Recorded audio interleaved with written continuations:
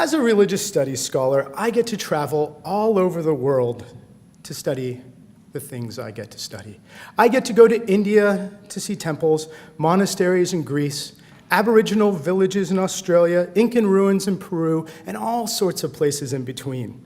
These are sacred places, and they stand out as different from non-sacred places.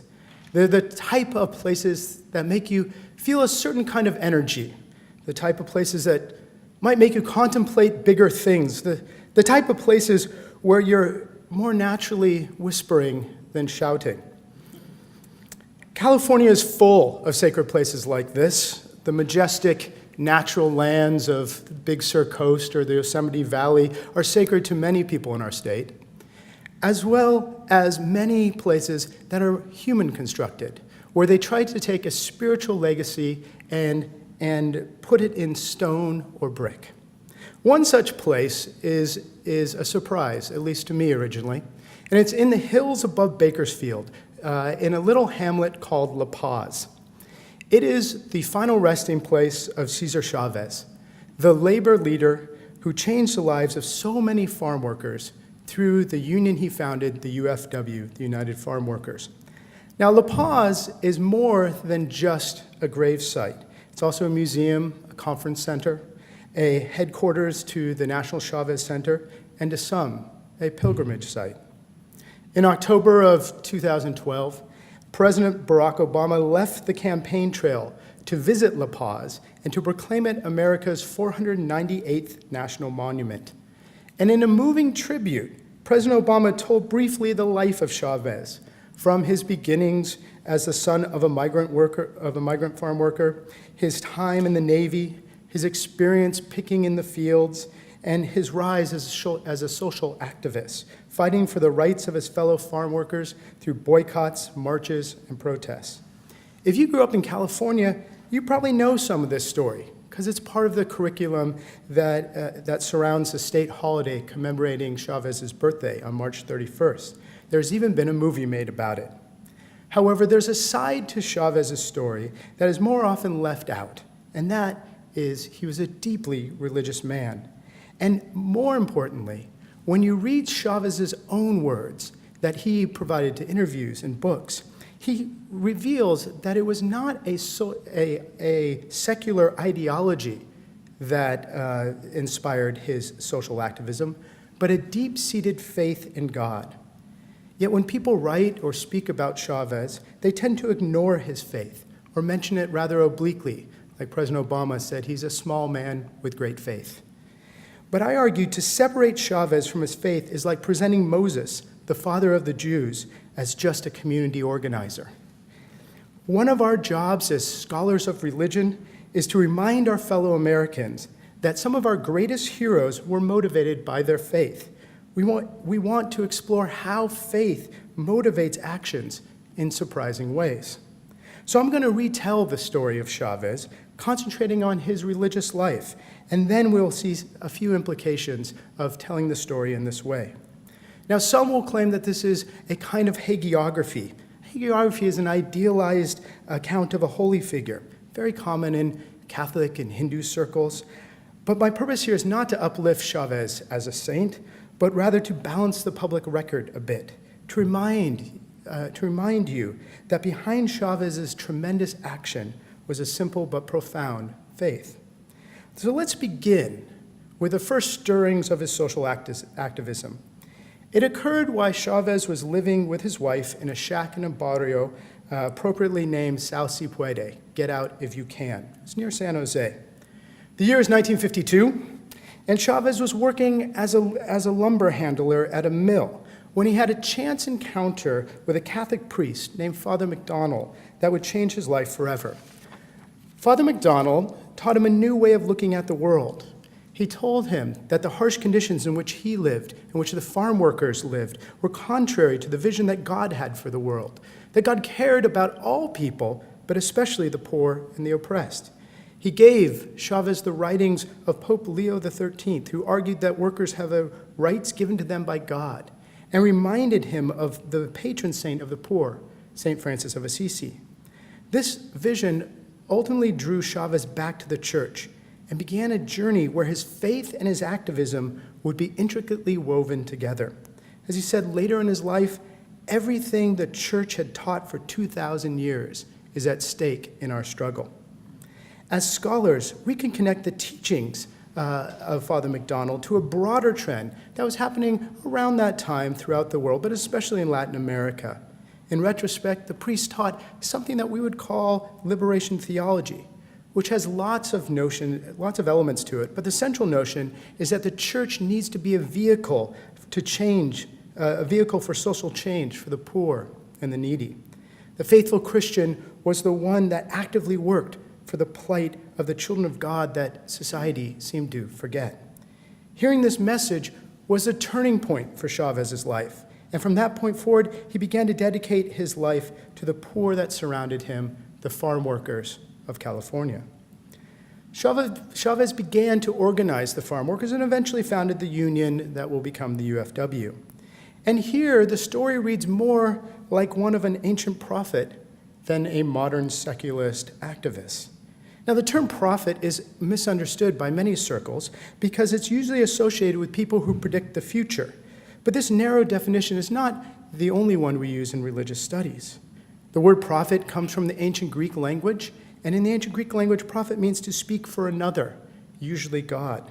The most famous prophets are the Jewish prophets of the Hebrew Bible, the Christian Old Testament, and Islam's Quran, who spoke on behalf of God to inspire change in their society.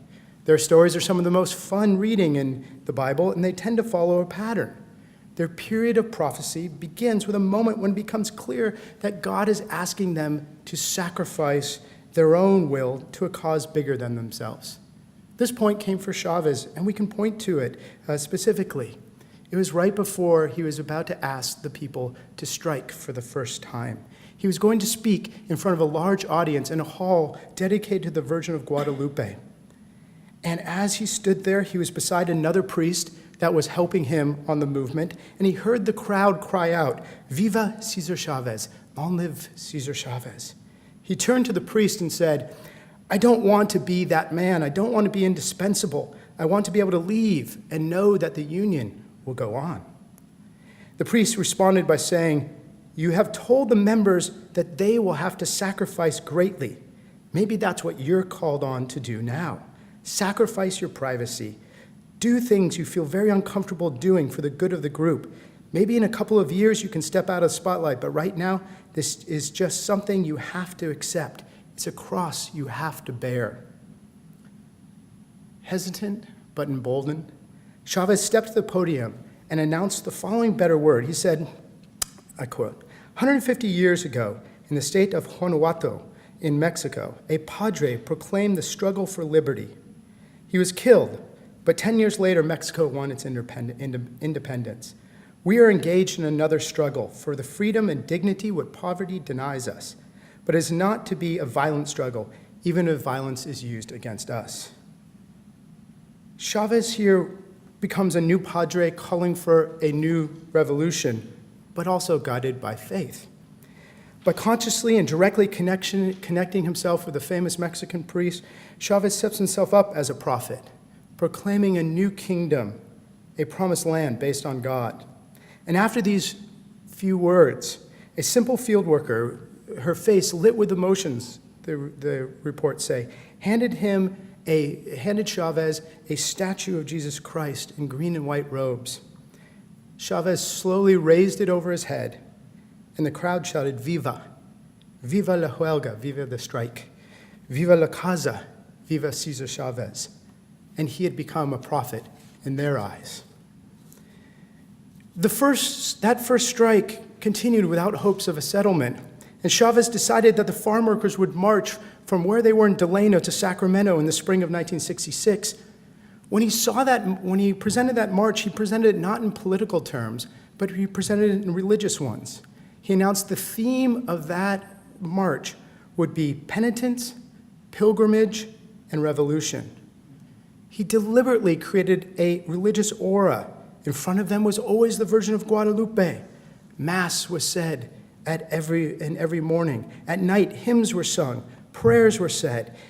one of the reporters that was on the trip said it's a Passover march to the Promised Land because it happened during Lent. And that long journey culminated on Easter. And when he arrived, Chavez, intense pain from the grueling walk, but refusing to take any medicine or any painkillers at all because he saw it as penitence. When he arrived, 10,000 people were waiting for him to celebrate the miracle of resurrection. But the miracle they celebrated there was the day of Easter, they signed the very first contract with the grape growers. And the result of that Easter pilgrimage was a victory over the instrument of the culture of death. It was a sort of resurrection, he said. Throughout his life, Chavez was a devout Catholic. He spent usually an hour a day in prayer, attended Mass daily. But it was during moments of crisis where he turned to his favorite mystical vehicle, and that was fasting. Now, for those who don't know, fasting is an ancient spiritual discipline where one abstains from food and sometimes water to prepare themselves to see God more directly. And while running the everyday business of the Union, Chavez routinely fasted. He fasted from midnight till noon every day. Every couple of months, he would go 8 to 12 days without eating so he could understand God's will for his life more clearly. Think in your own life, when we go without food for one meal or a day, he would do it for 8 to 12 every 3 months. He's most famous for his 3 extended fasts. In 1968, Chavez went on a water-only fast for 25 days. He repeated that fast in 1972 for 24 days, and in 1988 for 36 days. For the popular press, and for many of the especially early scholars, these extended fasts were assumed to be protest fasts, hunger strikes, to call attention to a specific injustice. Chavez consistently and categorically stated otherwise. For him, they were deep religious exercises to discern the will of God. They were opportunities to ask for forgiveness and find time in prayer. He began to report that he would receive spiritual gifts, new perspectives, extrasensorial hearing, abilities of concentration. He even speaks of having a unifying vision of the world. He said, once I'm on a fast, I'm on a different level. Patience is infinite. Maybe that's what happens when you go on a fast. You get feeling so great you're not even afraid of death. And it was in the midst of these divine encounters that he made the critical movements for his social activism. His program of social change was guided by his fasting.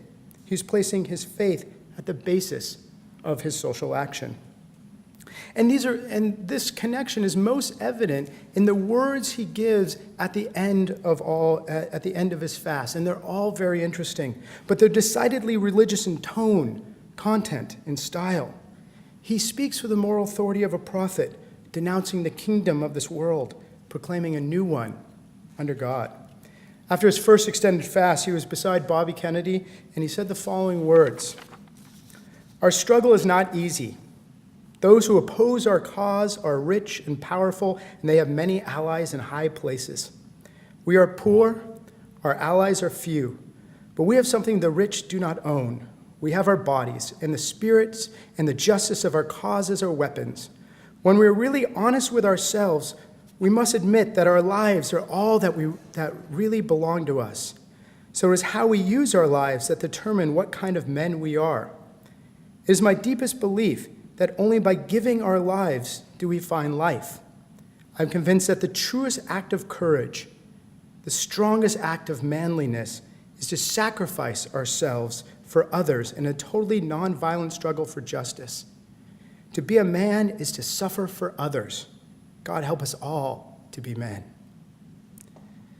These are the words of a deeply religious man who is embodied and now articulating the Christian ideal of a total self-sacrificing love for others.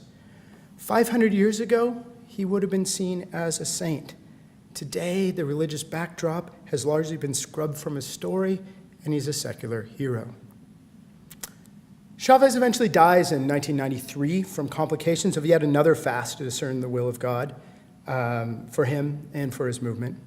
And ever since his death, there's been a battle to define his legacy. Most of the media and commentators leave out religion from his story. Chavez is presented as a social revolutionary, a radical driven by high philosophical ideals of justice and nonviolence. His fasts are protest fasts. His pilgrimages are protest marches. His motivations were not religious. In religious studies, we might call that a secularization of Chavez, taking religion out of the story. That is to say that Chavez's legacy is now a non-religious legacy for most. The prevalence of this narrative should remind us that every story has a story behind it. It's useful to think about the context in which our stories are told. Is there a political or cultural reason for a story to be told in a particular way? And of those who tell that dominant story, few recognize how contrary this secularized portrayal is to how Chavez saw himself. Because he was often asked what was his motivation, and he continually said it was his faith. He once said, "Today I don't think I could base my will to struggle on cold economics or some political doctrine. I don't think there would be enough to sustain me. For me, the base must be faith." And he feared that people wouldn't see his faith. In 1969, he says, "I don't think we can find total happiness in a purely economic struggle, regardless of how many benefits we may get. Not that these aren't important. I'd be the first to say they are important. But I think that if we divorced the struggle from religion, we would not be totally happy, even though we would make great gains." Despite that plea, that this divorce of Chavez's spirituality from his social activism is the distinguishing mark of his portrayal. This is why in religious studies, we need to retell that story from his perspective. And we can take away a few lessons from it. First, in recounting the religious motivation for Chavez's action, we learn something about America. Constitutionally, America is predicated on a separation of church and state, but this separation tends to seep into our mindset as well. As a group, we get uncomfortable with when religion enters the public sphere too prominently. As a society, we love to honor our social activists. We love to show great esteem for our religious leaders, but we're uncomfortable when they're blended together. President Clinton bestowed Congress's highest honor on Chavez, the Congressional Medal of Freedom, and said that Chavez was, quote, "a Moses to his people," but he is a Moses without any religion in the rest of the talk.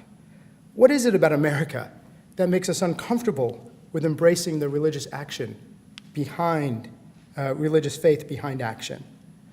We too often forget that even Martin Luther King was first and foremost a Baptist minister.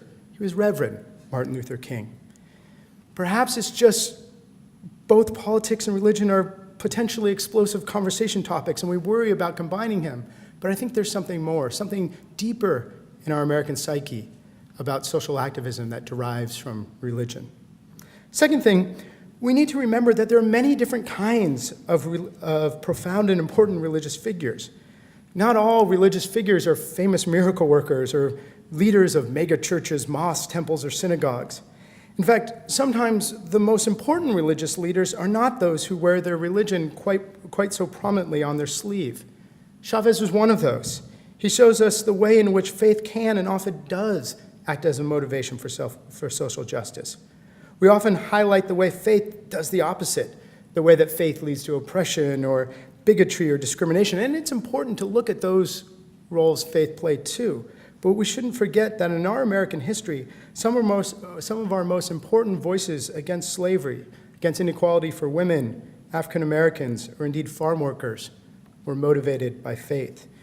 We should recognize both when an individual's faith destroys our world and when an individual faith builds it up, when it harms it and when it heals it. Chavez's faith was profound, and while he may not have been a great minister or famous miracle workers, he represents an important form of being religious. And it's worthwhile to think about the motivation behind our American heroes. Third, we need to remember that just as there is a diversity in the representation of a great figure like Cesar Chavez, there's also diversity in the reception by various communities. I'll be first to admit there are many in California who will never think of Chavez's religious life as important to them, or see it in any other way except for secular terms.